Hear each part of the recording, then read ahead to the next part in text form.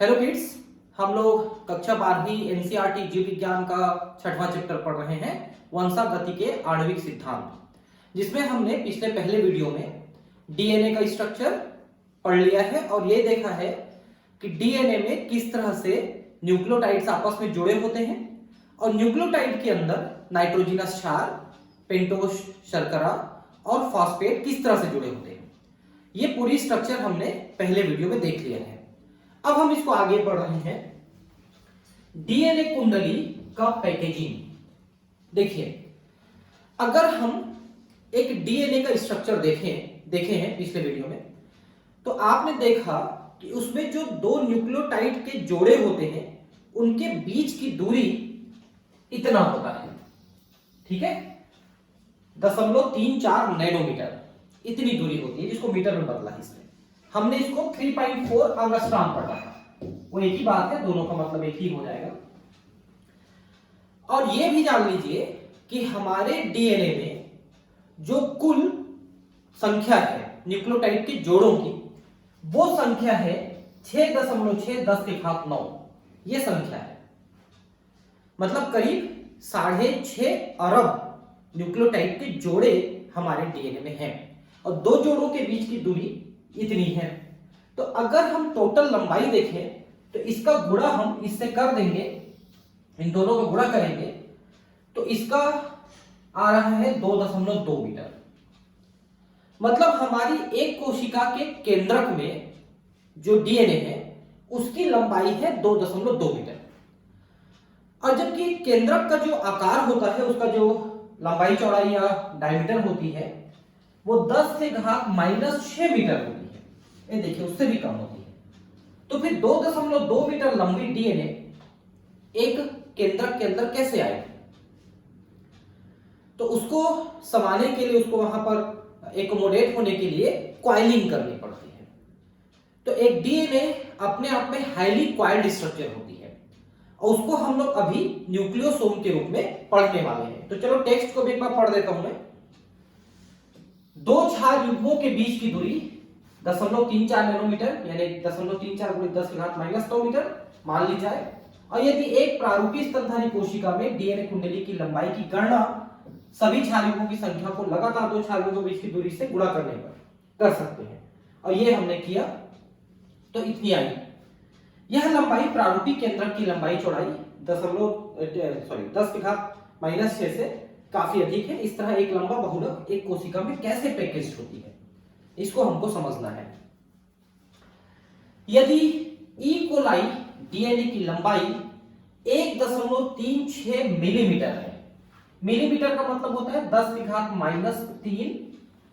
Metre, तो क्या आप ई कोलाई में क्षार युग्मों की संख्या की गणना कर सकते हैं? तो बिल्कुल कर सकते हैं। अब ये हुआ 1.36 गुणित 10⁻³ मीटर हो गया ये, ठीक है। और दो क्षार युग्मों के बीच की दूरी 0.34 गुणित 10⁻⁻9 होती है।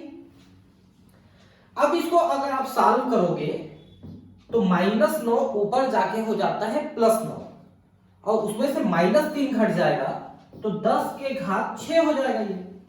अब 1.36 के भागित 0.34 करोगे, मतलब करीब करीब इसका 3 गुना कर दीजिए, तो 3 × 9 1 2 4, ये करीब 4 गुणित 10⁻6 आ रहा है। आप करके देख लेना, आसपास बताया हूं मैं आपको। इतने न्यूक्लियोटाइड्स के जोड़े ई कोलाई की कोशिका के अंदर हैं, क्योंकि उसके डीएनए की कुल लंबाई 1.36 मिलीमीटर है, और मिलीमीटर का मतलब होता है 10⁻³ मीटर, और दो के बीच की दूरी 0.34 नैनोमीटर, यानी कि 2 गुणित 10⁻⁻9। इस तरह से आप भागित कर देंगे तो ये संख्या आ जाएगी। ये न्यूक्लियोटाइड की संख्या है, जोड़ों की संख्या है। जैसे हम लोगों में इनके जोड़ों की संख्या 6.6 10⁻9 था, यानी कि 6.5 अरब था। ये थोड़ा कम है और 4 गुणित 10⁻6 है, तो इतने सारे न्यूक्लियोटाइड हैं। असीम केंद्र की जैसे ई कोलाई, जिसमें स्पष्ट केंद्रक नहीं मिलता है। आपको प्रोकैरियोटिक और यूकैरियोटिक कोशिका के बारे में पता होगा। बैक्टीरिया जो है एक प्रोकैरियोटिक कोशिका है और प्रोकैरियोटिक का मतलब होता है कि जिसमें केंद्रक नहीं होता है, केंद्रक झिल्ली नहीं होती है, और बाकी जो झिल्ली युक्त कोशिकांग है, mitochondria, Golgi body, endoplasm reticulum, lysosome, peroxisome, इस टाइप के कोशिकांग भी वहां पर नहीं होते हैं। तो तीन प्रकार के जीव हैं, एक है बैक्टीरिया, एक है माइकोप्लाज्मा और एक है नीला हरा शैवाल। इन तीनों को हम प्रोकैरियोटिक कोशिका मानते हैं। तो उसी को असीम केंद्रकी कहता है, क्योंकि केंद्रक उसमें नहीं दिखता है, आपको स्पष्ट केंद्रक नहीं मिलता है। इसके बावजूद भी डीएनए पूरी कोशिका में नहीं फैला होता है। मतलब क्या बोल रहा है कि कोशिका के अंदर डीएनए है, केंद्रक नहीं है, फिर भी वो पूरा नहीं फैला हुआ है, एक जगह पर सीमित होता है। डीएनए ऋणात्मक आवेशित कुछ प्रोटीन धनात्मक आवेशित से बनकर एक जगह पर स्थित होती है। बहुत बढ़िया चीज यहां पर लिखा है, जरा ध्यान से देखिए। डीएनए में ऋण आवेश होता है। क्यों ऋण आवेश होता है? क्योंकि डीएनए में फॉस्फेट रहता है, और फॉस्फेट अपने आप में ऋण आवेशित अणु है। तो डीएनए ऋण आवेशित होता है, और कुछ प्रोटीन धन आवेशित है। यहां पर हम प्रोटीन देखेंगे, वो है हिस्टोन प्रोटीन, वो धन आवेशित होता है। और दूसरा चीज है कि वो क्षारीय प्रकार का प्रोटीन है। प्रोटीन तीन प्रकार के हो सकते हैं, अम्लीय प्रोटीन, क्षारीय प्रोटीन और न्यूट्रल प्रोटीन। वो इस आधार पे होते हैं कि ये प्रोटीन किस प्रकार के अमीनो अम्ल से बने हैं, क्योंकि अमीनो अम्ल इस प्रकार के होते हैं कि वो न्यूट्रल है कि एसिडिक है कि बेसिक है। जैसे लाइसिन है, वो न्यूट्रल अमीनो अम्ल है, लेकिन एस्पार्टिक एसिड है, ग्लूटामिक एसिड है, ये अम्लीय होते हैं। लेकिन लाइसिन तो क्षारीय है, लाइसिन और आर्जिनिन क्षारीय है, ठीक है। जो सिंपल वाले हैं जैसे कि ग्लाइसिन है, वो आपका न्यूट्रल है ना। तो लाइसिन आर्जिनिन क्षारीय है, एस्पार्टिक एसिड ग्लूटामिक एसिड अम्लीय है, और बाकी जो है न्यूट्रल है। तो जिन अमीनो अम्लों की संख्या ज्यादा रहेगी किसी भी प्रोटीन में, प्रोटीन अमीनो अम्ल के बनते हैं, तो मान लो एसिडिक अमीनो अम्लों की संख्या प्रोटीन में ज्यादा है तो वो प्रोटीन एसिडिक हो जाएगा। मान लो क्षारीय अमीनो अम्लों की संख्या ज्यादा है तो प्रोटीन क्षारीय हो जाएगा, और नहीं तो न्यूट्रल रहेगा। तो यहां पर हम जो एक प्रोटीन पढ़ने वाले हैं उसका नाम है हिस्टोन प्रोटीन, और हिस्टोन प्रोटीन अपने आप में एक क्षारीय प्रोटीन है, और वो धनात्मक आवेशित होता है। तो डीएनए इन प्रोटीन से बंधकर एक जगह पर स्थित होते हैं, जिसे केंद्रकाफ यानी न्यूक्लियोइड कहते हैं। तो अगर आप एक बैक्टीरिया देखोगे तो इसके अंदर एक छोटे से जगह पे डीएनए सीमित रहता है। वो डीएनए सर्कुलर रहता है, मतलब ऐसे वृत्ताकार होता है, लेकिन होता है जब एक ही जगह पे रहता है। तो चूंकि यहां पर न्यूक्लियस नहीं होता है तो बैक्टीरिया के इस डीएनए को न्यूक्लियोइड कह देते हैं। न्यूक्लियोइड में डीएनए बड़े लूपों में व्यवस्थित होती है जो प्रोटीन से जुड़े होते हैं। ठीक है, अब इसको हम देखेंगे कैसे जुड़े होते हैं। ठीक है, सबसे पहले आप देखिए ये स्ट्रक्चर है जिसको अपन न्यूक्लियोसोम कहते हैं। ठीक है, ये न्यूक्लियोसोम नाम जो है पी आउटेट नाम के साइंटिस्ट ने दिया था। पी आउटेट नाम के साइंटिस्ट ने न्यूक्लियोसोम नाम दिया था। इसमें आपको दो चीज दिख रही है, बीच में एक बॉल जैसी संरचना दिख रही है, और उसके ऊपर ऐसे सांप जैसा लिपटा हुआ, रस्सी जैसे लिपटा हुआ एक संरचना दिख रही है, लिपटी हुई संरचना दिख रही है, और साथ में एक दिख रही है। तो अब आप जरा ध्यान समझिए कि क्या चीजें हैं। ये जो बॉल दिख रहा है ना, इस बॉल को हम कहते हैं हिस्टोन ऑक्टोमर, ऑक्टोमर यानी अष्टक। ठीक है, ऑक्टोमर इसको कहते हैं हिस्टोन ऑक्टोमर या अष्टक, और इसके जो चारों तरफ लिपटा हुआ है वो डीएनए है, और ये जो बीच में है ये भी एक हिस्टोन का बना हुआ है। अब देखिए एक्चुअली हिस्टोन जो होते हैं वो 5 प्रकार के होते हैं। कौन कौन से होते हैं?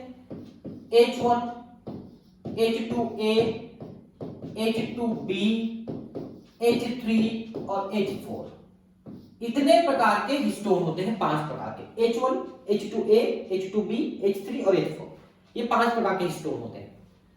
इनमें से जो 4 हैं जिसको मैंने कोष्टक में बंद किया है, 4 कौन कौन से? H2A, H2B, H3 और H4, ये सभी 2-2 की संख्या में मिलते हैं, 2-2 अणु। ठीक है, दो दो अणु की संख्या में मिलते हैं तो ये हो जाते हैं 8। ये 8 अणु मिलकर के बीच वाली संरचना को बनाए हैं जिसको अपन हिस्टोन अष्टक या इसी को न्यू बॉडी भी कहते हैं। न्यू बॉडी या कोर बॉडी, ऐसे सब नामों से जानते हैं इसको। ये बना हुआ है, कैसे बना हुआ है? ये 4 प्रकार के हिस्टोन दो दो की संख्या में मिले हैं, 8 हो गए हैं, इसलिए अष्टक लिखा है। 8 हिस्टोन प्रोटीन मिलकर इसको बनाए हैं।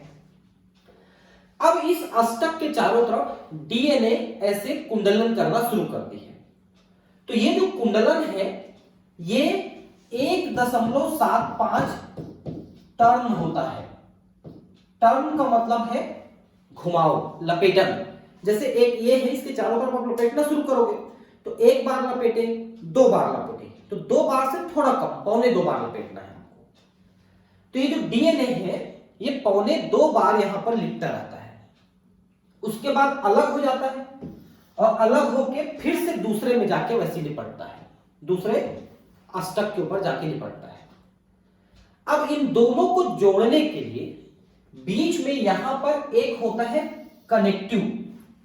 कनेक्टिव होता है और ये बना होता है H1 हिस्टोन का। ये जो एक हिस्टोन हमने बचा दिया था उस H1 हिस्टोन का ये बना हुआ है लिंकर, इसको लिंकर कहते हैं, लिंकर। और उसमें उसके साथ जो डीएनए है उसको लिंकर डीएनए कहते हैं। जो बीच में पड़ा वो लिंकर डीएनए ना, ये बीच में पड़ा, ये बीच में पड़ा, ये ऊपर वाले से आया है, ये नीचे वाले में जाएगा, तो वो लिंकर डीएनए है। तो लिंकर डीएनए के साथ जो जुड़ा हुआ है वो H1 हिस्टोन है। अब इसमें टोटल जो है, जो लिपटा हुआ है और लिंकर है, इसमें टोटल में 200 न्यूक्लियोटाइड के जोड़े होते हैं। अभी आपने देखा ना कि न्यूक्लियोटाइड के जोड़े होते हैं जिनकी संख्या हमने 6.6 अरब निर्धारित किया है हमारे डीएनए में। तो उन न्यूक्लियोटाइड की संख्या कितनी होती है? 200 जोड़े 200 जोड़े होते हैं, ठीक है, ऐसा है। अब पढ़ते हैं इसको। सशीम केंद्र की या सुकेंद्र की यह संरचना और काफी जटिल होती है। अभी आपने असीम केंद्र की देखा था, प्रोकैरियोटिक कोशिका, उसमें आपने देखा कि डीएनए का एक अणु है जो वृत्ताकार है और कोशिका के अंदर है। लेकिन वहां पर एक चीज और आप ध्यान रखेंगे कि जो प्रोकैरियोटिक कोशिका है असीम केंद्र की, उसके डीएनए के साथ हिस्टोन प्रोटीन नहीं होता है। ये जो संरचना हमने अभी देखी ना, ये यूकैरियोटिक डीएनए की संरचना है जिसमें हिस्टोन प्रोटीन होता है। वहां पर प्रोकैरियोटिक में हिस्टोन प्रोटीन होते ही नहीं, सिर्फ डीएनए ऐसे लिपटा रहता है बस, इसलिए उसको नेकेड डीएनए कहते हैं, नग्न डीएनए कहते हैं। धनात्मक आवेशित क्षारीय प्रोटीन का समूह होता है जिसे हिस्टोन्स कहते हैं। अभी मैंने बताया था कि हिस्टोन प्रोटीन क्षारीय प्रोटीन है, क्यों? क्योंकि उसमें लाइसिन और आर्जिनिन नाम के अमीनो अम्ल अधिक संख्या में पाए जाते हैं।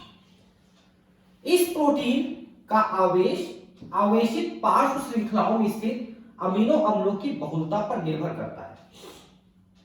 लिख दिया वही, देखिए कि अमीनो अम्ल कौन से हैं ज्यादा। हिस्टोन में क्षारीय अमीनो अम्ल लाइसिन व आर्जिनिन अधिक मात्रा में होती है। ये दोनों क्षारीय अमीनो अम्ल है। दोनों अमीनो अम्ल की पार्श्व श्रृंखलाओं पर धनात्मक आवेश होता है। यह भी आपने पढ़ा था कि प्रोटीन में धनात्मक आवेश है वहां पर और डीएनए में ऋणात्मक आवेश है, इससे दोनों एक दूसरे से लिपट जाते हैं। हिस्टोन व्यवस्थित होकर 8 हिस्टोन अणुओं की एक इकाई बनाता है जिसे हिस्टोन अष्टक कहते हैं। उसके बारे में अभी मैंने आपको बताया। धनात्मक आवेशित हिस्टोन अष्टक चारों तरफ से ऋणात्मक आवेशित डीएनए से सटा होता है जिसे न्यूक्लियोसोम कहते हैं। उस पूरी संरचना को न्यूक्लियोसोम कहते हैं। पी आउटेट नाम के साइंटिस्ट ने नाम दिया था। एक प्रारूपिक न्यूक्लियोसोम 200 क्षार युग्मों की डीएनए कुंडली होती है। यह भी मैंने आपको बताया कि 200 न्यूक्लियोटाइड का जोड़ा जुड़ा होता है, जुड़े होते हैं के जोड़े, है ना, और वो उसके चारों तरफ लिपटे होते हैं। केंद्रक में मिलने वाली एक संरचना जिस पर न्यूक्लियोसोम्स एक के बाद एक मिलते हैं उसे क्रोमेटिन कहते हैं। आपको गुणसूत्र की संरचना में बताया है। गुणसूत्र के अंदर 2 धागेनुमा डीएनए होते हैं और वो जो धागेनुमा डीएनए है उनको हम क्रोमेटिन कहते हैं। और उसमें से गांठ गांठ गांठ गांठ आपको मिलेगी ये देखिए, ये क्रोमेटिन है, तो इसमें जो गांठ गांठ टाइप की जो दिख रही है वही न्यूक्लियोसोम है, जो केंद्रक में अभिरंजित धागे की तरह की संरचना होती है। अभिरंजन का मतलब कलर कर देना। जब आप कोशिका को, केंद्रक को आप कलर करते हो, उसके लिए आप प्रयोग करोगे फ्यूल जेल या एसिटोकार्बाइन। फ्यूल जेल या एसिटोकार्बाइन, ये उस रंजक का नाम है, कलर का नाम है। उसको आप केंद्रक में डाल दोगे तो जो डीएनए है वो उस कलर को रिसीव करके कलर्ड हो जाएगा। फिर आप धोगे ना उसको थोड़ा अल्कोहल एसीटोन से, तो बाकी जगह कलर धुल जाएगा, लेकिन वो जो क्रोमोसोम है उसका कलर बरकरार रहेगा। इलेक्ट्रॉन सूक्ष्मदर्शी द्वारा देखने पर न्यूक्लियोसोम्स क्रोमेटिन जिस तरह से डोरी पर बीड्स की तरह दिखाई देते हैं। ये क्या लिखा है? बीड्स मतलब पता है? दाने। सीधा सीधा मतलब आप जो माला पहनते हो, माले में मोतिया या कोई रुद्राक्ष वगैरह जो पहनते हो, उसके दाने दाने ऐसे जुड़े होते हैं, बस उसी तरह से क्रोमेटिन में ये दाने की तरह दिखाई देते हैं, माला की दाना की तरह। सैद्धांतिक रूप से तुम सोच सकते हो कि एक स्तनधारी कोशिका में ऐसे दाने न्यूक्लियोसोम की तरह की संरचना की संख्या क्या हो सकती है। तो देखिए, अब यहां पर मैंने आपको बताया कि जो न्यूक्लियोटाइड की संख्या है 6.6 10 के घात 9 है, इसकी संख्या है न्यूक्लियोटाइड की। और एक न्यूक्लियोसोम में 200 होते हैं न्यूक्लियोटाइड्स, तो 200 से भाग करोगे तो ये 2 कट जाएंगे तो ये 7 हो जाएगा, 10 के घात 7 हो जाएगा। और ये 2 से इसको भाग करोगे तो 3.3 हो जाएगा। ये देखो, इतने सारे न्यूक्लियोसोम है हमारे डीएनए में, क्योंकि एक न्यूक्लियोसोम में 200 न्यूक्लियोटाइड यूज हो जाते हैं, और आपके डीएनए में इतने सारे न्यूक्लियोटाइड हैं, तो 200 से भाग कर दीजिए तो न्यूक्लियोटाइड के न्यूक्लियोसोम्स के संख्या आपकी आ जाएगी। डोरी पर बीड्स सदृश संरचना क्रोमेटिन में कोष्ठित होकर क्रोमेटिन धागों का निर्माण करती है, जो आगे कुंडलित संगठित कोशिका विभाजन की मध्यावस्था में गुणसूत्र का निर्माण करती है। तो ये जो क्रोमेटिन है, देखिए गुणसूत्र मैंने बढ़िया कोशिका में पढ़ाया है, अगर आप नहीं पढ़े हैं तो कोशिका की संरचना में जाकर के आप देखिए तो आपको गुणसूत्र की संरचना बढ़िया मिल जाएगी। तो एक गुणसूत्र के अंदर 2 क्रोमेटिन दिखेंगे आपको, और हर एक क्रोमेटिन की संरचना ऐसी होती है दाने दाने से, और वहां पर उन दानों को क्रोमोमियर्स कहा जाता है, क्रोमोमियर्स। ठीक है। उच्च स्तर पर क्रोमेटिन के पैकेजिंग हेतु अतिरिक्त प्रोटीन की आवश्यकता होती है, जिसे सामूहिक रूप से गैर हिस्टोन गुणसूत्री प्रोटीन या नॉन हिस्टोन क्रोमोसोमल प्रोटीन या एनएससी कहा जाता है। ठीक है। एक प्रारूपिक, देखिए इसमें क्या लिखा है, एक चीज और समझिए कि डीएनए की पूरी पैकेजिंग में सिर्फ हिस्टोन प्रोटीन पर्याप्त नहीं है। जितना हिस्टोन प्रोटीन होता है उससे थोड़ा सा कम नॉन हिस्टोन प्रोटीन होता है, वो भी उनको पैकेजिंग करने में मदद करते हैं। जो पूरा क्रोमोसोम है उसमें हिस्टोन प्रोटीन करीब 33% पार्ट बनाता है, और नॉन हिस्टोन प्रोटीन करीब 28% पार्ट बनाता है, तो बाकी डीएनए। एक प्रारूपिक केंद्रक में कुछ जगहों पर क्रोमेटिन ढीले ढाले बंधे होते हैं, हल्के अभिरंजित होते हैं, जिसे यूक्रोमेटिन कहते हैं। क्रोमेटिन जो काफी अच्छे ढंग से बंधे रहते हैं, गाढ़े रंग के दिखाई पड़ते हैं, उसे हेटेरोक्रोमेटिन कहते हैं। इसको आप समझ लीजिए। ये एक कोशिका है, ये उसका केंद्रक है। केंद्रक के डीएनए को जब आप अभिरंजित करते हो एसिटोकार्बाइन या फ्यूल जेल से, तो कलर हो जाता है अंदर का जो पूरा धागा है डीएनए का। तो ये कलर को जब आप देखोगे, धागों को आप देखोगे, तो कुछ जगहों पे धागे ऐसे ज्यादा सघन और ज्यादा गहरे रंग के दिखते हैं। ये जो सघन और गहरे रंग के हैं ना, उनको हम हेटेरोक्रोमेटिन कहते हैं, और कुछ जगहों पे कम सघन दिखाई देते हैं। तो जो कम सघन वाले भाग हैं ये यूक्रोमेटिन है, इसलिए वहां पर कम कलर दिखाई देता है। भाई धागा आप ज्यादा एक जगह कर देते हो तो ज्यादा अच्छा कलर दिखता है ना, ज्यादा गाढ़ा दिखता है। वैसे ही एक चीज और बता देता हूं मैं, डीएनए का काम होता है आरएनए बनाना, और आरएनए में मुख्य आरएनए होता है एमआरएनए, क्योंकि वही जा करके मैसेज लेकर के राइबोसोम के पास जाता है और वहां पर वो प्रोटीन संश्लेषण को उत्तेजित करता है, स्टिमुलेट करता है। यहां पर आप समझिए कि जो यूक्रोमेटिन है, जो कम गहरा रंग है, कम गाढ़ा है, वो ज्यादा सक्रिय होता है और वो ज्यादा एमआरएनए बनाता है।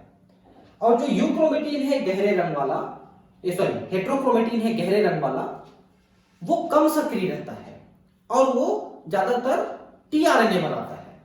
कम सक्रिय होता है और टीआरएनए बनाता है।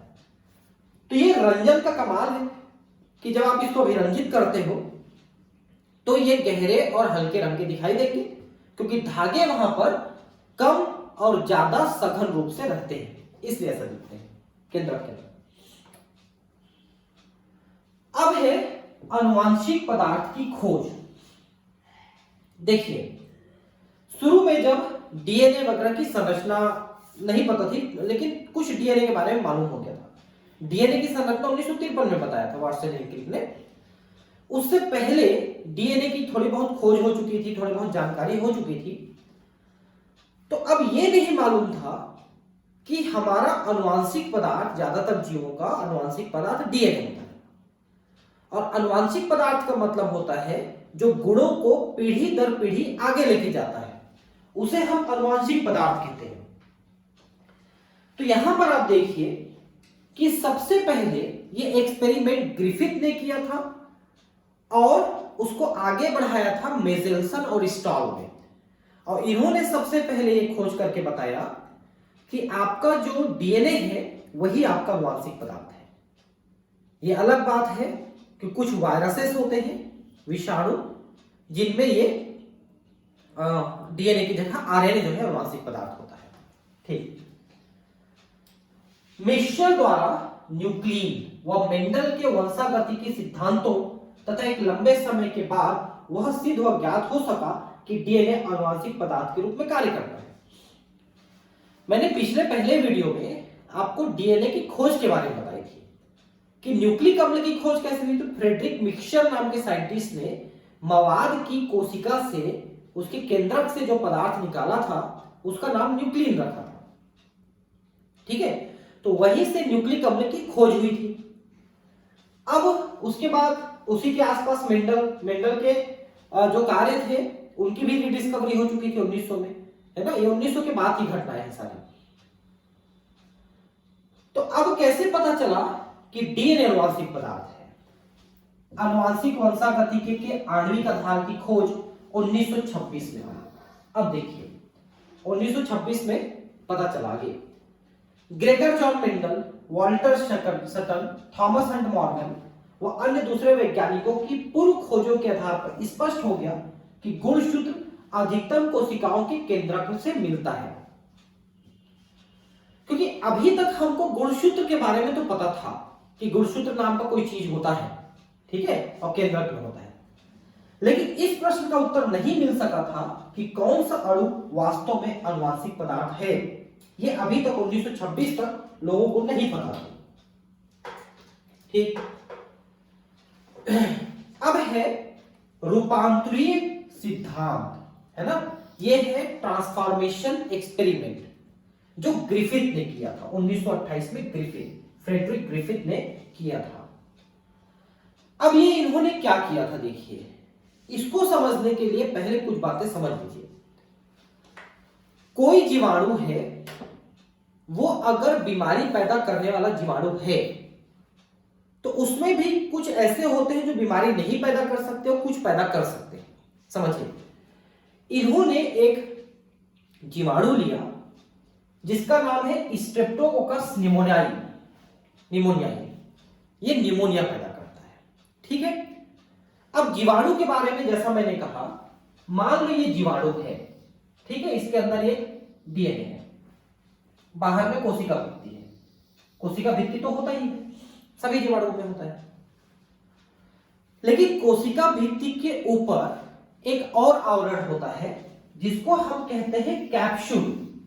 कैप्सूल कहते हैं। इस कैप्सूल की उपस्थिति से यह जीवाणु चिकना दिखाई देता है, स्मूथ दिखाई देता है जब आप माइक्रोस्कोप से देखेंगे। और अगर ये कैप्सूल नहीं है तो बैक्टीरिया खुरदुरा दिखाई देता है, रफ।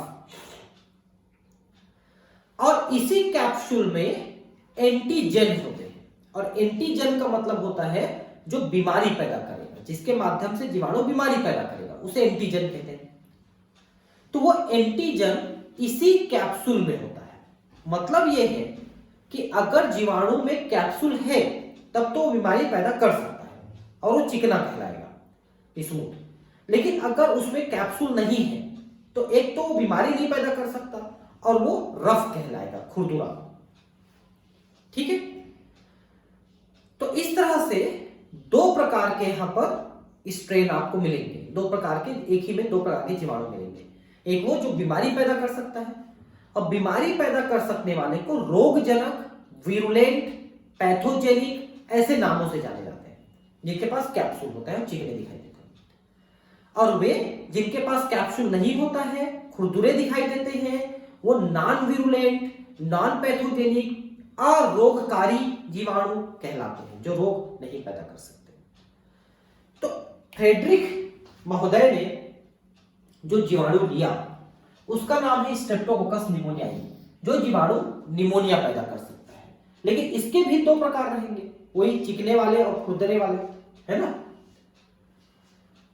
के साथ कई प्रयोग से रूपांतरण की अच्छे ढंग से व्याख्या की थी। उनके प्रयोगों के दौरान एक सजीव जीवाणु के प्राकृतिक रूप से परिवर्तन हो गया। अब इस एक्सपेरिमेंट को यहां पर नहीं लिखा है ठीक से, मैं आपको यहां लिखा है, थोड़ा बहुत लिखा है, लेकिन मैं आपको ठीक से बताता हूं। देखिए, तो मैंने आपको कहा था इस जीवाणु के दो प्रकार इन्होंने लिए, ठीक है।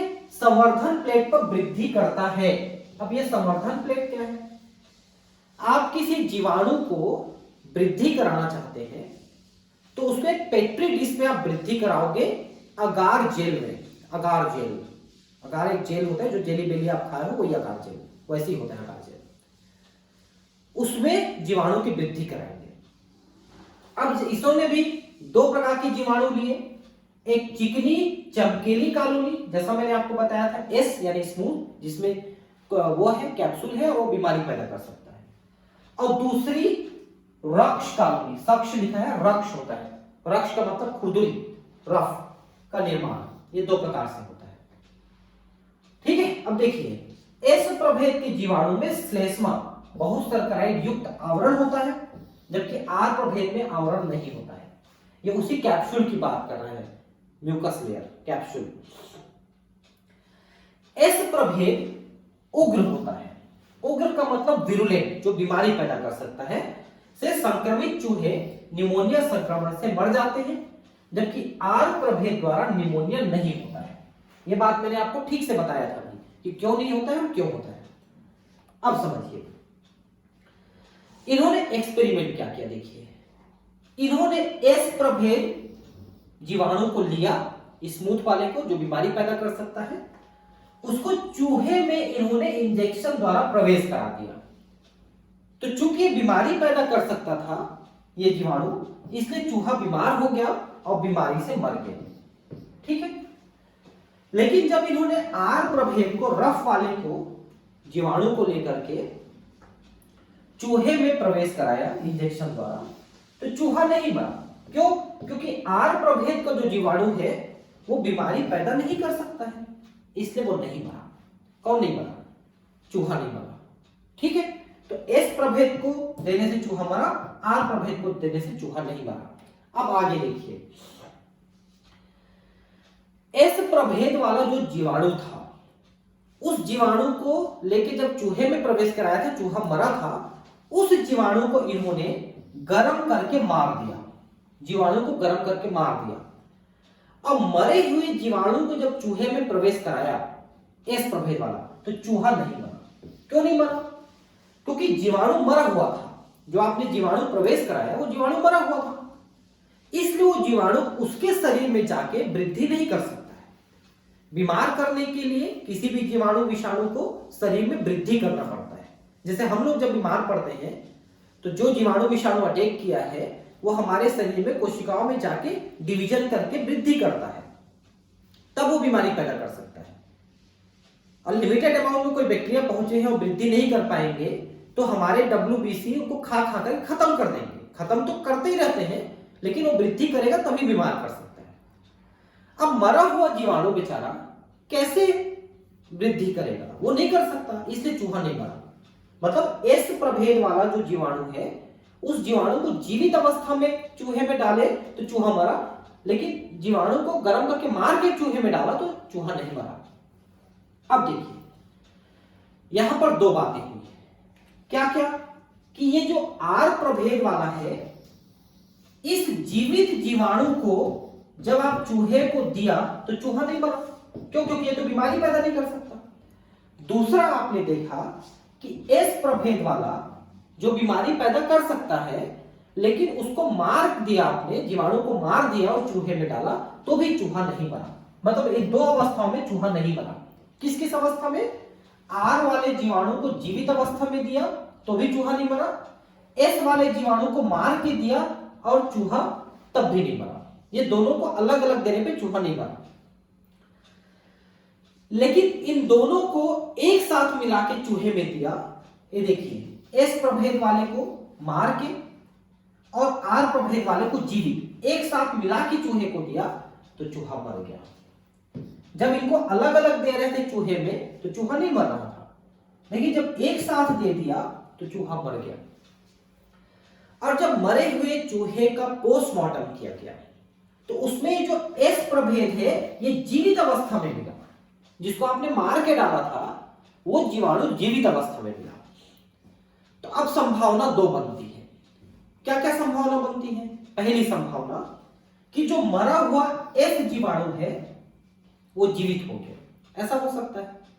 दूसरी संभावना यह है कि जो आर प्रभेद जीवित अवस्था में थी वो एस अवस्था में बदल गई, ऐसा भी तो हो सकता है।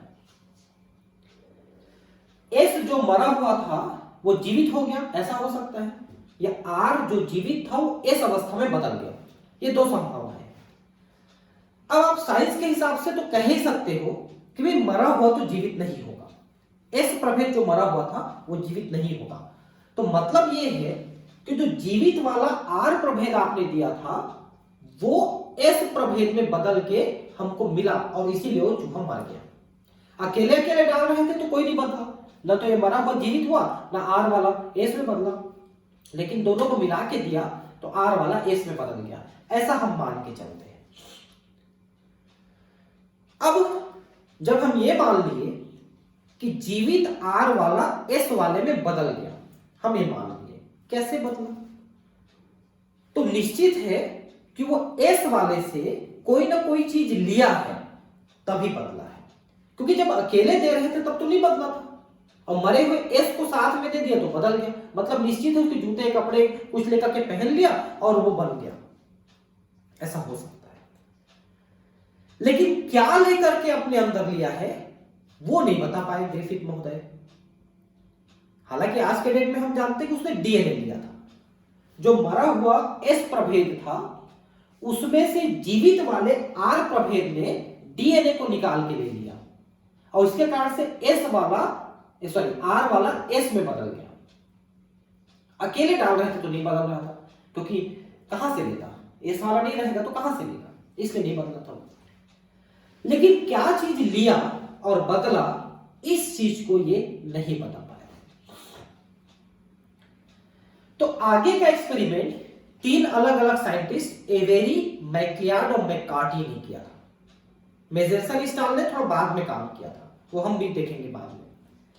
अभी इस एक्सपेरिमेंट में ग्रिफिथ के बाद जो काम किए थे वो तीन वैज्ञानिक थे, एवेरी, मैक्लियार्ड और मैककार्टी। इन्होंने बताया कि डीएनए को लिया है करके।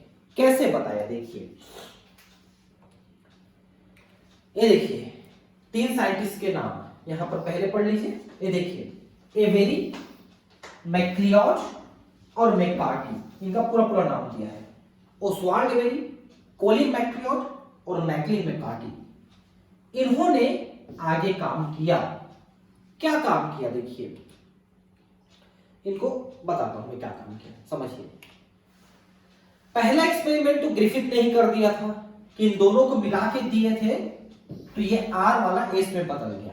ठीक, अब इन तीनों ने क्या किया देखिए। इन्होंने ये जो एस वाला था, मरा हुआ एस वाला, इसमें से अलग अलग चीजों को अलग अलग किया। किन किन चीजों को? कार्बोहाइड्रेट को अलग किया, ठीक है, प्रोटीन को अलग किया, फैट को अलग किया, आरएनए को अलग किया और डीएनए को अलग किया। ये एस वाले में से जो मरा हुआ बैक्टीरिया है एस वाला, उसमें से carbohydrate, protein, fat, RNA, DNA सबको अलग अलग किया। अब इन अलग अलग चीजों को आर वाले के साथ मिला के देना शुरू किया चूहे को। आपने पूरा एस वाले को मिला दिया था, तब तो ये बदला था, आर प्रभेद बदल गया था एस वाले में, लेकिन अब एस वाले से आप इन चीजों को अलग अलग करके इन चीजों को मिला के देना शुरू किया आर वाले के साथ। तो जब आर वाले को इसके कार्बोहाइड्रेट का साथ मिला के दिया गया तो चूहा नहीं बना। क्यों? क्यों नहीं बदल पाया, एस वाले भी नहीं बदल पाया। मतलब यह है कि एस वाले का कार्बोहाइड्रेट इसको बदलने में सक्षम नहीं था, मतलब ये आनुवांशिक पदार्थ नहीं था। वैसी प्रोटीन के साथ भी नहीं बदला, फैट के साथ भी नहीं बदला और आरएनए के साथ भी नहीं बदला। इनको अलग अलग मिला मिला के देखा आर वाले के साथ, लेकिन ये नहीं बदल पाए। लेकिन जैसे ही डीएनए को मिलाया, एस वाले के डीएनए को आर वाले के साथ मिलाया और चूहे को दिया, तो तुरंत चूहे को बीमारी हुई और वो मर गया। और ये देखा गया कि आर वाला एस वाले में बदल गया, ये देखा। समझे? मतलब ये है कि एस वाले का डीएनए आर वाले को एस वाले में बदलने में सक्षम था। मतलब इसके पास वो आनुवांशिक गुण है जो किसी की संरचना को निर्धारित कर सकता है, जीवाणु की संरचना को। इसके आधार पे हमने अब समझा कि डीएनए आनुवांशिक पदार्थ है जिसके पास किसी भी चीज की संरचना को बदलने की क्षमता है, ऐसा हमने समझा। ठीक है, तो अब ये बहुत सारी चीजें यहां पर लिखी हुई हैं, अगर आप इनको पढ़ लें तो आपको वही चीज समझ में आएगी। अब मैं दोबारा इसको नहीं पढ़ रहा हूं, ठीक है? ठीक। अब देखिए यहां पर एक चीज लिखा है, ये तो आनुवांशिक पदार्थ डीएनए है, लेकिन इस बात से सभी जीव विज्ञानी सहमत नहीं थे। ठीक है, अभी तक तो हमको समझ में आया। एक चीज और इस पैराग्राफ को हम पढ़ लेते हैं। उन्होंने इस बात का भी पता लगाया कि प्रोटीन पाचक एंजाइम प्रोटीएज व आरएनएज पाचक एंजाइम आरएनएज इस रूपांतरण को प्रभावित नहीं करते हैं, इसलिए रूपांतरित पदार्थ प्रोटीन या आरएनए नहीं है। आगे भी एक्सपेरिमेंट किए उन्होंने। देखिए जो एस वाले का प्रोटीन हमने लिया था, मिटा दिया ना मैंने, कोई बात नहीं। एस वाले का प्रोटीन लिया था हमने, अगर प्रोटीन डाइजेस्ट करने वाले एंजाइम को डाल देते हो तो भी कोई दिक्कत नहीं, क्योंकि वो प्रोटीन को तो डाइजेस्ट कर देगा लेकिन डीएनए को नहीं। वैसे आरएनए को डाइजेस्ट करने वाला एंजाइम आरएनएज, उससे भी वो प्रभावित नहीं हुआ, क्योंकि अब RNA, protein, carbohydrate, fat in सबको हटा दो ना, डाइजेस्ट कर दो, कोई फर्क नहीं पड़ेगा हमको। डीएनए जब तक शामिल है, सम्मिलित है, तब तक वहां पर कोई समस्या नहीं है, वो रूपांतरित करेगा। लेकिन अगर डीएनए को आपने डाइजेस्ट कर दिया तो फिर रूपांतरित नहीं कर पाएगा। देखिए यहां डीएनए से पाचन के बाद रूपांतरण की प्रक्रिया बंद हो जाती है। आप एक बात समझ लीजिए, ये डीएनए जो है ये एक एंजाइम है जो डीएनए को तोड़ के, काट के पचा देता है। पाचन का मतलब होता है छोटे टुकड़ों में तोड़ना।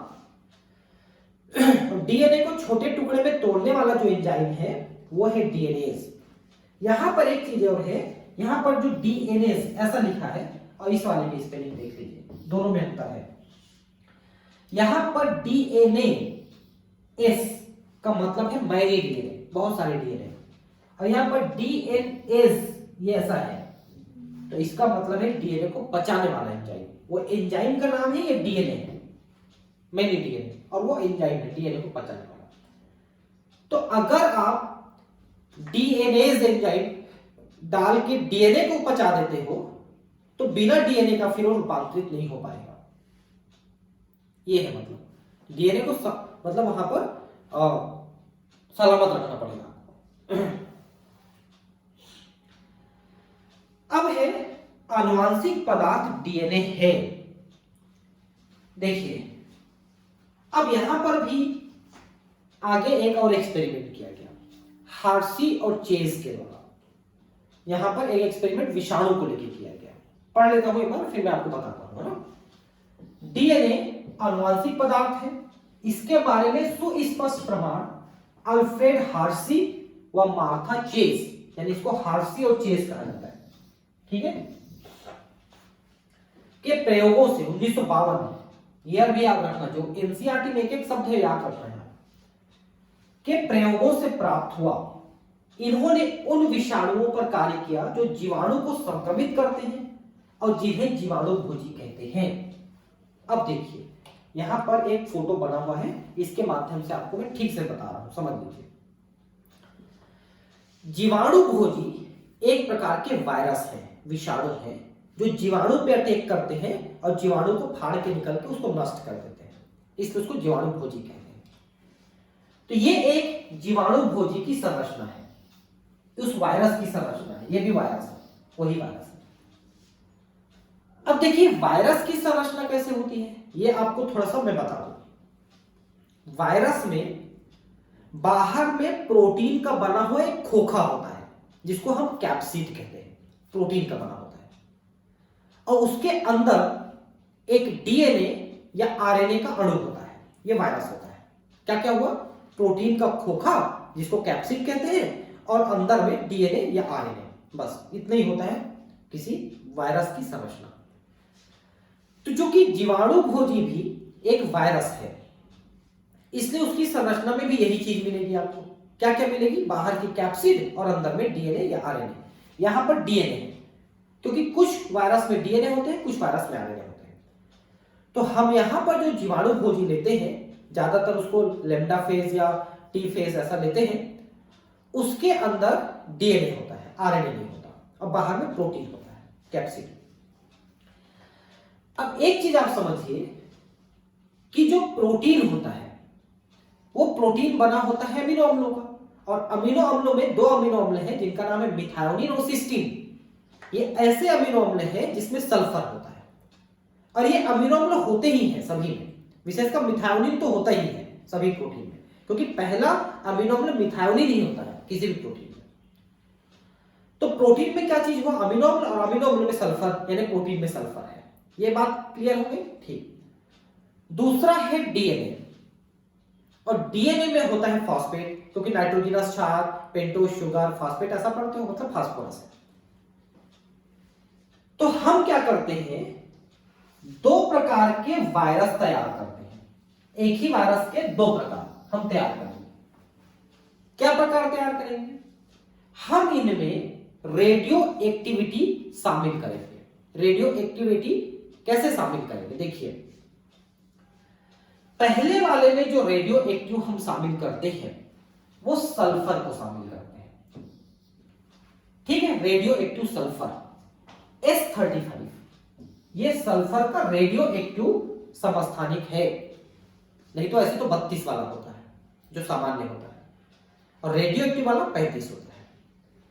तो हमने इसके सल्फर को रेडियो एक्टिव करके इसकी प्रोटीन में रेडियो एक्टिविटी लाए हैं, इसलिए लाल कलर का बना है बाहर का कैप्सिड, ठीक है, और अंदर में जो डीएनए है काले रंग में बना है, देखिए, है ना, क्योंकि डीएनए सामान्य प्रकार का है, उसमें रेडियो एक्टिविटी नहीं है, सिर्फ बाहर के प्रोटीन में या कैप्सिड में रेडियो एक्टिविटी है।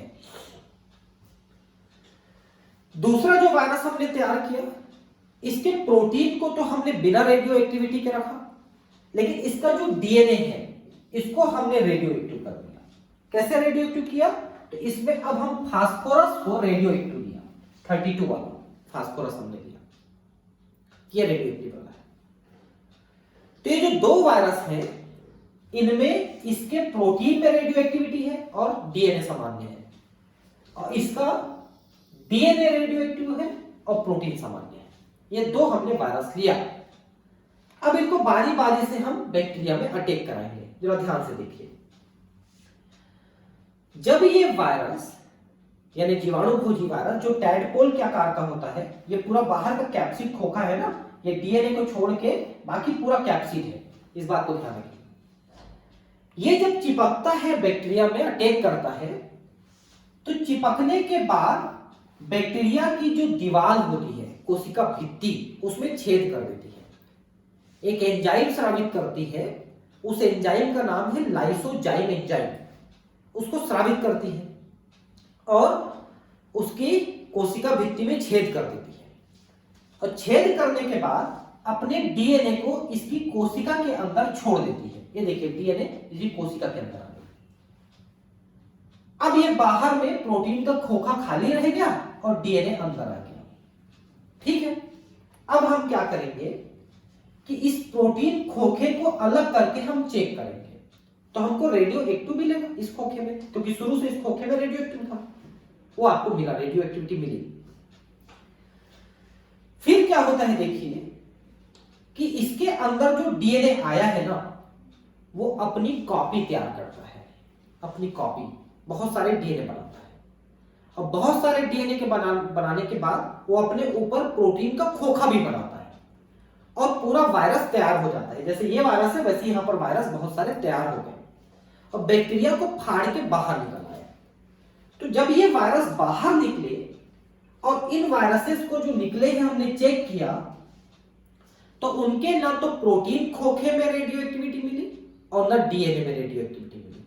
ऐसा इसलिए है क्योंकि कोशिका के अंदर ये प्रोटीन का खोखा नहीं गया है, यानी ये आनुवंशिक पदार्थ नहीं है, और अंदर गया था वो डीएनए था, और डीएनए तो बिना रेडियो एक्टिव वाला था, इसलिए जो बाहर निकले उनके डीएनए में भी रेडियो एक्टिविटी नहीं थी और ना तो प्रोटीन खोखे में थी। क्यों नहीं थी? क्योंकि अंदर में जो नया प्रोटीन खोखा बना वो साधारण प्रकार के अमीनो अम्लों से बना है, साधारण प्रकार के सल्फर से बना है, क्योंकि अंदर में इसके पास रेडियो एक्टिव सल्फर नहीं है बैक्टीरिया के अंदर, उसी से प्रोटीन खोखा बना है। इसलिए जो यहां से निकलेंगे बन करके नए वाले जीवाणु भोजी, उनके किसी भी चीज में आपको रेडियोधर्मिता नहीं मिली, रेडियो एक्टिविटी नहीं मिली। मतलब यह है कि प्रोटीन अगली पीढ़ी में नहीं गया, क्योंकि शुरू से हमने प्रोटीन को रेडियो एक्टिव बना के रखा था। अगर ये अगली पीढ़ी में जाता तो अगली पीढ़ी में भी थोड़ी बहुत रेडियो एक्टिविटी आपको मिले रहती। और दूसरा एक्सपेरिमेंट हमने इसी के साथ किया था, देखिए, जिसके हमने डीएनए को रेडियो एक्टिव बनाया था, आपको ध्यान होगा, और प्रोटीन का खोखा जो था वो बिना रेडियो एक्टिविटी वाला था। तो ये भी चिपका जीवाणु के साथ, अपने डीएनए को अंदर भेजा और बाहर में खोखा खाली रह गया। इस खोखे को निकाल के जब हमने चेक किया तो इसमें रेडियो एक्टिविटी नहीं थी, क्योंकि शुरू से नहीं है, उसमें कोई दिक्कत नहीं। अब जो डीएनए अंदर गया वो डीएनए भी अपनी कॉपी तैयार करेगा, तो कॉपी तैयार करने के बाद, बहुत सारे डीएनए तैयार करने के बाद प्रोटीन का खोखा भी बनाएगा और पूरे वायरस बन के बाहर निकलेंगे। अब जब ये वायरस बाहर निकले तो उन वायरसेस में हमने चेक किया तो उनके डीएनए में कुछ मात्रा में रेडियोधर्मिता मिली। अब हमने कहा कुछ मात्रा में मिली, मतलब सभी डीएनए में मिली लेकिन कुछ कुछ मात्रा में, एकदम हल्की फुल्की। क्यों मिली? क्योंकि जब ये अपनी कॉपी तैयार किए डीएनए की तो साधारण वाले से किए ना, उसमें रेडियो एक्टिव वाले फास्फोरस नहीं थे बैक्टीरिया के पास, तो साधारण वाले फास्फोरस से उन्होंने नया डीएनए बनाया और कुछ पुराना डीएनए जो गया था उसके भाग हैं। तो कुछ डीएनए के हिस्सों में हमको रेडियोधर्मिता मिली। इसका मतलब यह है कि जो डीएनए हमने अंदर भेजा था उसमें रेडियो एक्टिविटी थी, वही डीएनए अगली पीढ़ी में कॉपी तैयार करके आई और उसमें भी रेडियोधर्मिता कुछ मात्रा में मिली। इसका मतलब यह है कि डीएनए अगली पीढ़ी में गई और वो आनुवंशिक पदार्थ है। ठीक है, और इस प्रक्रिया को हम ट्रांसडक्शन कहते हैं। ट्रांसडक्शन, इसमें क्या होता है, ट्रांसडक्शन शब्द का असली मतलब क्या है पहले ये भी समझ लीजिए। देखिए, जैसे हमने कहा कि जीवाणु भोजी वायरस जो है अपना डीएनए बैक्टीरिया के अंदर छोड़ देता है, फिर उस डीएनए की बहुत सारी कॉपी तैयार होती है, फिर पूरे वायरस बनते हैं, उसमें प्रोटीन खोखा बनता है, फिर वायरस निकल जाते हैं। निकलने के बाद दूसरे बैक्टीरिया में फिर अटैक करेंगे। इस दौरान क्या होता है कि जब ये किसी बैक्टीरिया के अंदर अपनी कॉपी बना रहे हैं, वृद्धि कर रहे हैं, उस समय उस बैक्टीरिया के डीएनए का कुछ हिस्सा भी इनके डीएनए के साथ आ जाता है, और जब ये वहां से निकल के दूसरे जीवाणु में अटैक करेंगे तो पहले वाले जीवाणु से लाए हुए डीएनए को ये दूसरे वाले जीवाणु को दे देते हैं, और उस जीवाणु को डीएनए नए जीवाणु में पहुंच गया, जिससे वो जीवाणु में थोड़ा सा परिवर्तन आने लगेगा। इसको ट्रांसडक्शन कहते हैं। एक जीवाणु से दूसरे जीवाणु में जेनेटिक मटेरियल का, डीएनए का ट्रांसफर होना ट्रांसडक्शन कहलाता है। और इससे पहले का जो हमने एक्सपेरिमेंट पढ़ा ग्रिफिथ का, उसको रूपांतरण कहते हैं, क्योंकि आर वाला एस वाले में रूपांतरित हो गया था, बदल गया था, इसको रूपांतरण कहते हैं। और इसको ट्रांसडक्शन यानी पारक्रमण कहते हैं। पारक्रमण मतलब एक से दूसरे में लेके जाता है वायरस। तो इस एक्सपेरिमेंट में हार्सी और चेस ने जीवाणु भोजी का प्रयोग किया, वायरस का प्रयोग किया। उसके पहले प्रोटीन को रेडियो एक्टिव करके देखा, तो अगली पीढ़ी के प्रोटीन डीएनए में कहीं पर भी रेडियो एक्टिविटी नहीं मिली। लेकिन जब डीएनए को रेडियो एक्टिविटी करके देखा तो अगली पीढ़ी में भी डीएनए में रेडियो एक्टिविटी थी। इससे साबित होता है कि डीएनए आनुवंशिक पदार्थ है। इसी से समझ में आता है। ठीक है,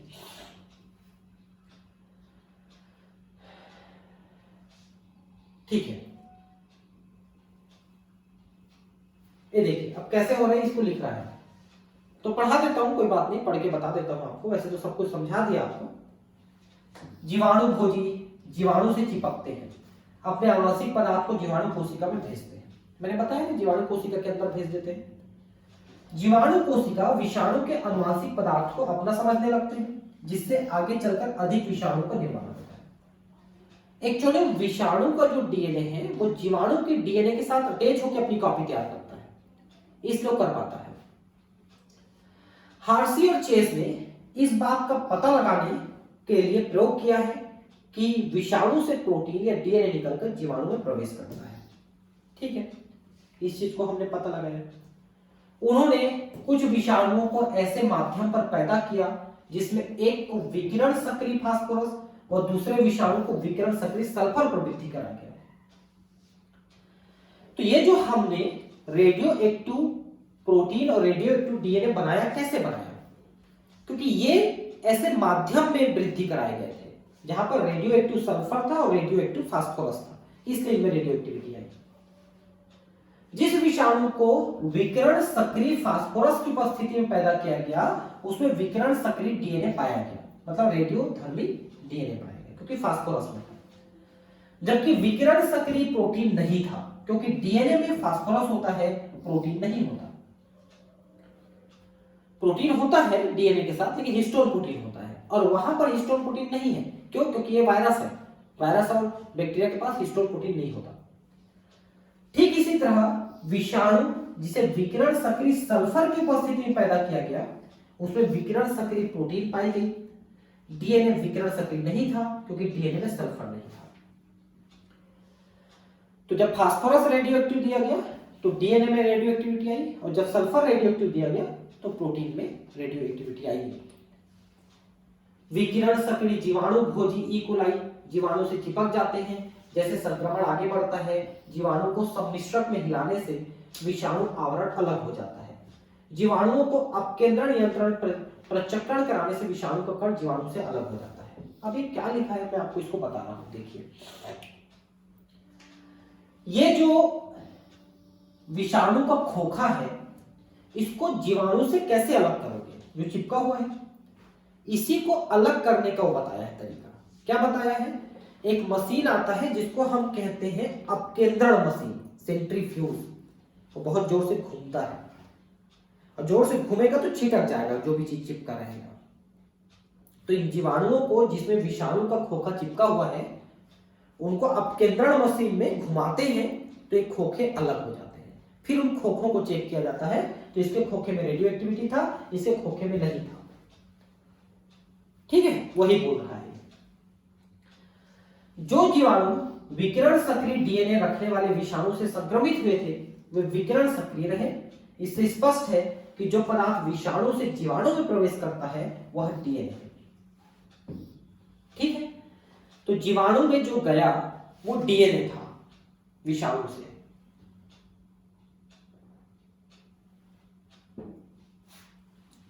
जो जीवाणु उन विषाणुओं से संक्रमित थे जिनमें विकिरण सक्रिय प्रोटीन था वे विकिरण सक्रिय नहीं हुए।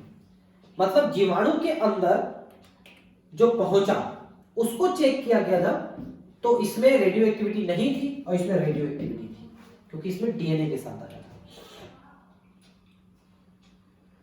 इससे संकेत मिलता है कि प्रोटीन विषाणु से जीवाणु में प्रवेश नहीं करता है।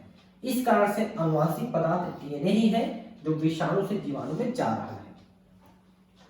ठीक है, तो विषाणु से जीवाणु में जो गया वो आपका डीएनए है, न कि प्रोटीन। इस बात को इन्होंने अपने एक्सपेरिमेंट में प्रूव किया, जिसको हम हार्शी-चेज का ट्रांसडक्शन एक्सपेरिमेंट कहते हैं, पारक्रमण। ठीक, अब आनुवंशिक पदार्थ में क्या क्या गुण होने चाहिए जिसके कारण से हम डीएनए को अधिक महत्व देना शुरू किए और आरएनए की बजाय डीएनए को हमने आनुवंशिक पदार्थ बनाया। शुरू में जब धरती बनी थी, जीवन की उत्पत्ति हुई, तो पहले आरएनए आनुवंशिक पदार्थ था, बाद में डीएनए को बनाया गया। ऐसा क्यों किया गया? तो इसका सबसे बड़ा कारण था कि आरएनए बहुत सक्रिय था। मैंने बताया था क्यों सक्रिय था, क्योंकि उसमें राइबोस शुगर के पास OH है उसके कारण से, और उसमें जो यूरेसिल है उसमें H है उसके कारण से। दो कारण से आरएनए ज्यादा सक्रिय था, जबकि डीएनए में दोनों चीजें नहीं थी, उसके कारण से डीएनए कम सक्रिय था और इसलिए उसमें परिवर्तन धीमे होता है, जल्दी जल्दी नहीं होता है। क्योंकि अगर परिवर्तन, जिसको हम उत्परिवर्तन कहते हैं, अगर जल्दी जल्दी होगा और जीव में जल्दी जल्दी परिवर्तन होगा तो वो अपने वातावरण में नहीं ढल पाएगा। तो परिवर्तन तो होना चाहिए, क्योंकि नए गुण परिवर्तन से ही आएंगे, लेकिन वो परिवर्तन धीमे होना चाहिए, जल्दी से सक्रिय नहीं होना चाहिए। तो इसलिए डीएनए को हमने आनुवंशिक पदार्थ बताया है। पिछली चर्चाओं से यह स्पष्ट है कि प्रोटीन बनाम डीएनए के बीच जो विवाद आनुवंशिक पदार्थ को लेकर था वह अब स्पष्ट रूप से हार्शी और चेज के प्रयोग से सुलझ चुका है। शुरू में ये कंफ्यूजन था ना कि प्रोटीन आनुवंशिक पदार्थ है कि डीएनए आनुवंशिक पदार्थ है। तो ये जो 2-3 एक्सपेरिमेंट हुए, ग्रिफिथ का एक्सपेरिमेंट, फिर उसके बाद एवेरी मैकलियार्ड मैकार्थी का एक्सपेरिमेंट, फिर हार्शी चेज एक्सपेरिमेंट, इससे हमको पूरा समझ में आ गया कि डीएनए आनुवंशिक पदार्थ है। अब यह सर्वमान्य हो चुका है कि डीएनए आनुवंशिक पदार्थ के रूप में कार्य करता है। फिर भी यह स्पष्ट हो गया कि कुछ विषाणुओं में आरएनए आनुवंशिक पदार्थ है, और इसका नाम कई बार मैंने आपको बताया है, एक टोबैको मोज़ेक वायरस है, TMV, जो तंबाकू की पत्तियों में धब्बे उत्पन्न करता है। क्यू बीटा बैक्टीरियोफेज ये भी है। इसके अलावा HIV, पोलियो, राउस सार्कोमा, ये सभी आरएनए वाले विषाणु हैं। जो नाम यहां पर दिया है उनको तो याद करना ही है आपको। इनमें आरएनए आनुवंशिक पदार्थ है। कुछ प्रश्नों के उत्तर आपको देने हैं, जैसे क्यों डीएनए प्रमुख आनुवंशिक पदार्थ है जबकि आरएनए दूत व अनुकूलन जैसे सक्रिय कार्य करता है। दूत का मतलब क्या है? मैसेंजर यानी mRNA, और अनुकूलन तो एक्चुअली ये प्रोटीन सिंथेसिस का नाम है। दोनों न्यूक्लिक अम्ल अणुओं की रासायनिक संरचना में अंतर बताइए। कितना बढ़िया अंतर मैंने पहले वीडियो में बताया है आपको कि उनकी संरचना में कहां-कहां पर कैसा-कैसा अंतर है। तो एक तो राइबोस और डीऑक्सीराइबोस शुगर में अंतर है, दूसरा कि आरएनए में यूरेसिल होता है और डीएनए में थाइमिन होता है। ये दो बड़े अंतर हैं।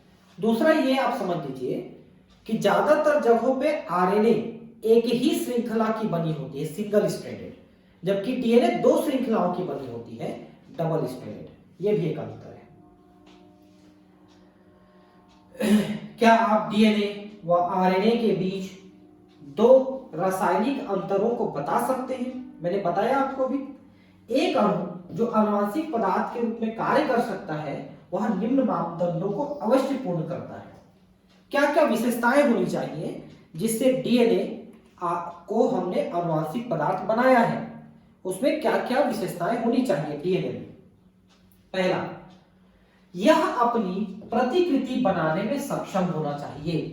प्रतिकृति का मतलब है डुप्लीकेशन करना, रेप्लिकेशन करना, मतलब वो अपने ही जैसे और अणुओं को बना सकता है, ये इसमें होना चाहिए। दूसरा, इसे संरचना व रासायनिक संगठन के आधार पर स्थिर होना चाहिए, मतलब उसकी संरचना में जल्दी जल्दी परिवर्तन नहीं होना चाहिए। इसमें धीमे परिवर्तन या परिवर्तन की संभावना होती है जो विकास के लिए आवश्यक है। परिवर्तन धीमे होना चाहिए, क्योंकि परिवर्तन से नए गुण आएंगे और नए गुण से नई प्रजातियां बनेंगी, तो विकास की प्रक्रिया होगी। इसे स्वयं मेंडल के लक्षण के अनुरूप अभिव्यक्त होना चाहिए। मेंडेलियन कैरेक्टर मतलब कि हमारे जो गुण हैं वो जनरली जीन्स के माध्यम से, डीएनए के माध्यम से प्रदर्शित होती है, तो उसके द्वारा प्रदर्शित होने चाहिए, ऐसी विशेषताएं होनी चाहिए उसमें कि आसानी से वो अपने गुणों को प्रदर्शित कर सके। यदि कोई क्षार युग्मन पूरकता के सिद्धांत को ध्यान में रखते हुए परीक्षण करता है, तो वह पाएगा कि दोनों न्यूक्लिक अम्लों डीएनए आरएनए में स्वयं प्रतिकृति की क्षमता होती है। सजीव तंत्र के अन्य अणुओं में जैसे प्रोटीन स्वयं प्रथम मापदंड को पूर्ण करने में असफल है। डीएनए आरएनए तो अपनी कॉपी कर सकते हैं, भले डीएनए से डीएनए, डीएनए से आरएनए हो सकता है, लेकिन आरएनए से आरएनए नहीं हो सकता, अलग बात है। आरएनए से डीएनए, फिर डीएनए से आरएनए, ऐसा हो सकता है। लेकिन प्रोटीन के पास तो ऐसी गुण नहीं है कि प्रोटीन अपनी कॉपी तैयार कर सके, तो फिर प्रोटीन आनुवांशिक पदार्थ कैसे हो सकता है जो अपनी ही कॉपी नहीं कर सकता। आनुवांशिक पदार्थ इतना स्थायी होना चाहिए कि जीवन चक्र के विभिन्न अवस्थाओं, उम्र या जीव की शारीरिक क्रिया में परिवर्तन से इसमें परिवर्तन नहीं होना चाहिए, क्योंकि डीएनए अधिक जल्दी से बदलेगा, जल्दी बदलेगा, तो उस जीव में बहुत सारी समस्याएं पैदा हो जाएंगी। आनुवांशिक पदार्थ का स्थायित्व उसकी एक प्रमुख विशेषता है जो ग्रिफिथ के रूपांतरित कारक से स्पष्ट है, जिसमें ताप से जीवाणु की मृत्यु तो हो जाती है, लेकिन आनुवांशिक पदार्थ की कुछ विशेषताएं नष्ट नहीं हो पाती। आपने देखा था कि एस वाले प्रकार को उन्होंने गर्म करके मारा था, और उसको जब जीवित आर वाले के साथ दिया था तो आर वाला इस वाले में बदल गया था, मतलब डीएनए सलामत था।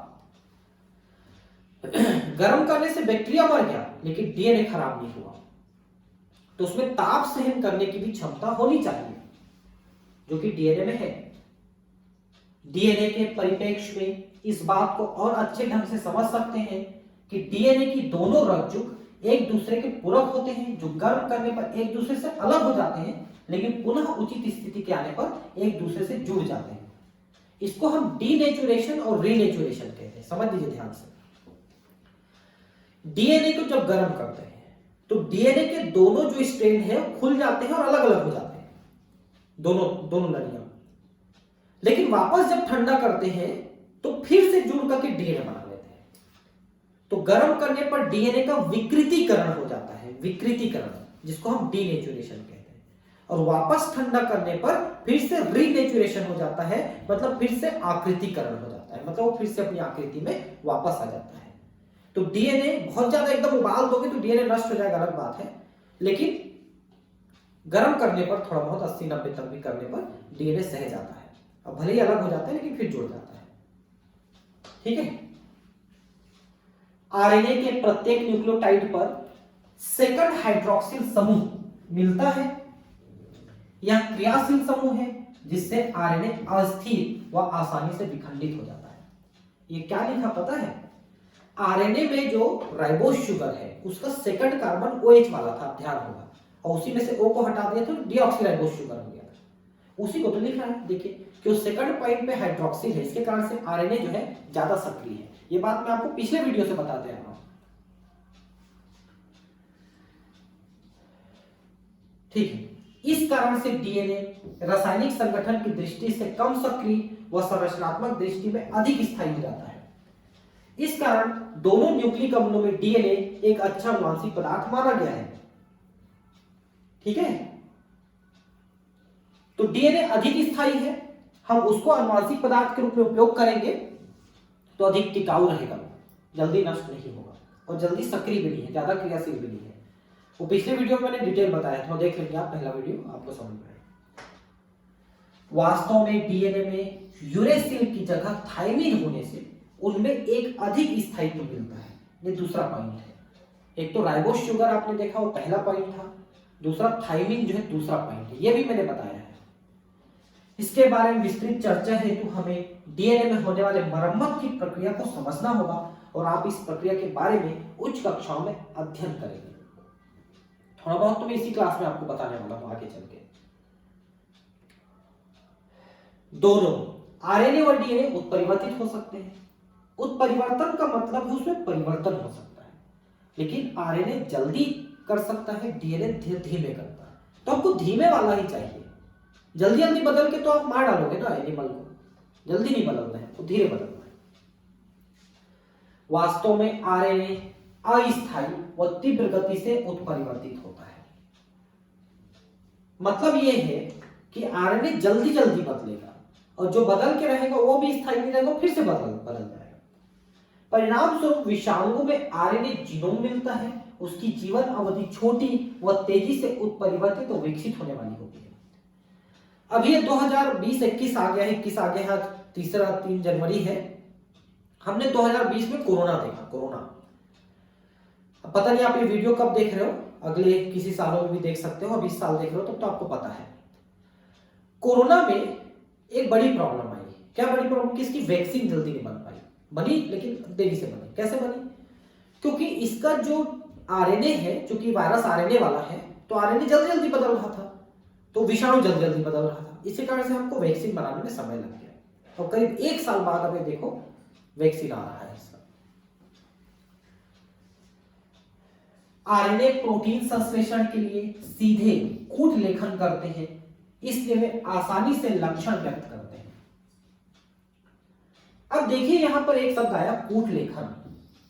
कूट लेखन क्या है? यह है genetic code. Genetic code actually nucleotide का जो क्रम होता है ना, वही जेनेटिक कोड होता है।